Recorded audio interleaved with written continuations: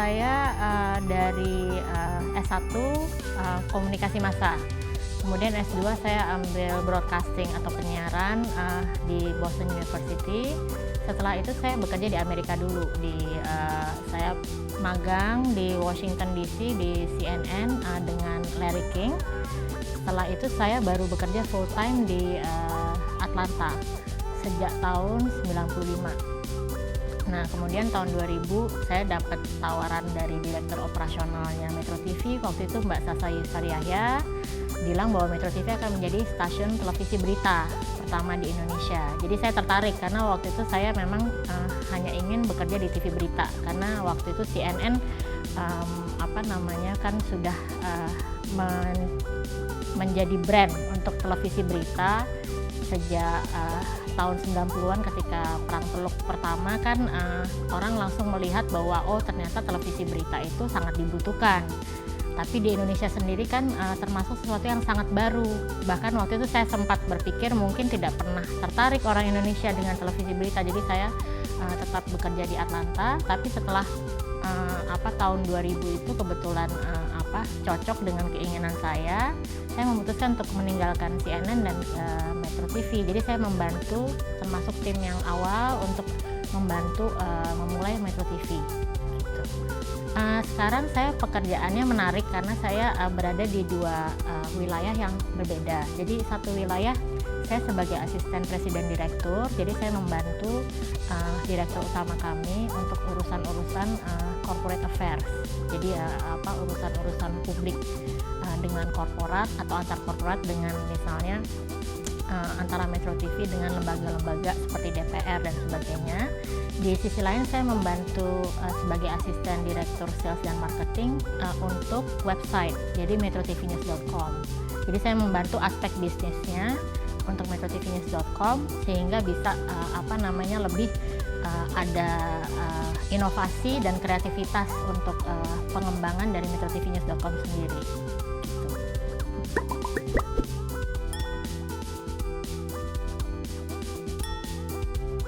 Branding itu sebenarnya sesuatu yang sangat advance ya. Jadi untuk sebuah perusahaan baru, kalau memang baru mulai kan mungkin secara kapital kan agak sulit karena branding itu biasanya mahal karena melibatkan sebuah kampanye jangka panjang dan harus membuat logo yang memang akan menjadi memorable. Jadi akan diingat orang ya. Kemudian juga harus sesuai dengan visi misi dari perusahaan tersebut. Nah, kalau untuk startup saya sarankan awal-awal branding itu mungkin tidak terlalu prioritas, tapi yang lebih diprioritaskan di awal adalah bagaimana kita mempunyai positioning dulu. Jadi market kita itu harus sudah jelas. Jadi misalnya kita mau buat sebuah produk, kita tidak bisa menjangkau seluruh segmen atau seluruh demografi, misalnya untuk segala usia produk kita, belum tentu gitu loh, ya kan. Kemudian apakah untuk laki-laki atau perempuan, apakah untuk anak muda atau orang dewasa, itu harus jelas. Jadi kalau positioningnya jelas, kita akan lebih mudah mengkomunikasikannya. Karena branding itu sebenarnya lebih kepada orang sudah mengasosiasikan produk tersebut dengan sebuah kata sifat gitu loh. Misalnya tempat saya bekerja Metro TV, orang melihat itu sebagai sebuah tempat untuk informasi, karena informasi itu bisa berupa berita, bisa berupa dokumenter, bisa berupa program-program mendalam gitu ya. Jadi bukan hanya berita saja. Nah, disitulah mulai kita branding, karena orang sudah tahu produk kita apa, orang membutuhkannya sesuai dengan target marketnya. Kemudian kita mau menancapkan semacam trademark kita gitu loh.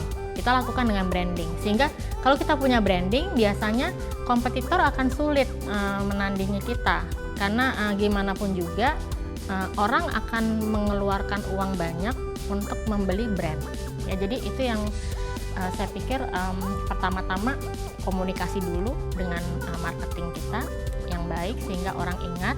Setelah 5 tahun ke atas kita baru berpikir bahwa kita akan membuat branding.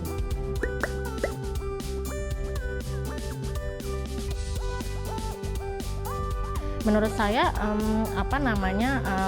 nggak perlu ada budget besar. Yang penting tuh ada kreativitas, dan kita memang harus mau networking, artinya kita harus mau capek lah, karena kalau misalnya produk baru orang banyak nggak kenal, itu juga terjadi pada Metro TV dulu waktu pertama. Orang bilang, masa sih TV berita bisa menghidupi karyawannya, nggak mungkin bisa mendapatkan revenue atau profit, ya kan? Karena siapa yang mau beriklan di sebuah program yang serius, yang nggak ada musiknya, yang nggak ada hiburannya, terus tiba-tiba orang pengen pasang iklan di situ. Jadi yang kita lakukan adalah kita kemudian melakukan product knowledge kepada kita mensosialisasikan product knowledge mengenai segmented target audience. Jadi orang-orang dengan buying power yang besar itu biasanya decision maker atau mereka yang memiliki companies. Dan orang-orang seperti ini biasanya highly educated, ataupun misalnya mereka nggak highly educated, mereka ingin menjadi orang-orang yang kelihatan highly educated. Nah, disitulah perlunya Metro TV, karena kalau kita mengandalkan pada TV-TV general audience itu terlalu berat pada entertainment. Mungkin orang-orang yang highly educated memilih untuk tidak menonton general audience TV yang di Indonesia, tapi mereka mungkin lebih prefer watching pay TV, ya kan? Karena buat mereka itu lebih sesuai dengan selera mereka. Mereka suka sesuatu yang sifatnya bukan hanya hiburan, tapi juga di dalamnya ada value, ada informasi. Itu yang membuat orang belum tentu mau memberi produk yang iklannya di general audience TV. Jadi kita membuat distinction antara produk kita sendiri dengan produk yang ada di general audience TV. Dan itu it will take time, karena apalagi kalau produknya baru ya, yang sama sekali belum ada gitu ya, tiba-tiba kita harus memperkenalkan dan mensosialisasikan dan bahkan membuat sebuah PR gitu ya untuk produk itu, kita harus sabar karena akan lama gitu loh. Kita juga merasakan waktu awal-awal Metro berdiri, akhirnya orang bisa menerima bahwa kalau beriklan di Metro tidak akan mencari rating dan share, tapi akan mencari asosiasi dari siapa sih penonton Metro, ya kan? Status sosial ekonominya seperti apa, mereka yang menonton, dan itulah yang menonton iklan-iklan dari product owner.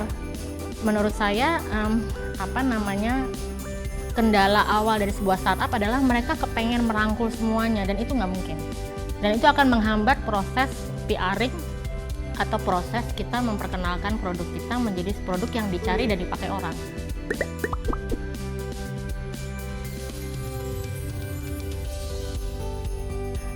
Teknologi entrepreneurship itu nomor satu harus mau memantau teknologi. Jadi misalnya apapun yang berdampak akibat ada pertumbuhan teknologi itu juga harus mau diperhatikan. Artinya itu akan mengubah media. Teknologi sudah mengubah media. Yang tadinya media itu awalnya dari cetak, sekarang setelah terjadi konvergensi, lebih banyak orang menggunakan media berbasis digital, ya kan? Itu kan artinya teknologi mengubah media. Pekerjaan yang tadinya tidak ada menjadi ada. Pekerjaan yang ada bisa hilang. Jadi kalau kita tidak peduli pada teknologi, sementara kita mengaku sebagai technopreneur, itu akan melemahkan kita nantinya. Karena kalau kita tidak tahu perkembangan ke depan, dengan kita memahami teknologi, kemana dia akan berkembang, itu akan memahami kita untuk profesi-profesi masa depan gitu loh. Dan dengan sendirinya kalau kita tahu profesi masa depan ada apa aja, kita juga bisa menyesuaikan startup company kita gitu loh. Mungkin kita punya ide tapi mungkin belum sekarang saatnya kita grow. Tapi ketika nanti sudah teknologinya sampai tahap tertentu, itulah di situ kita bisa mengoptimalkan startup kita untuk grow.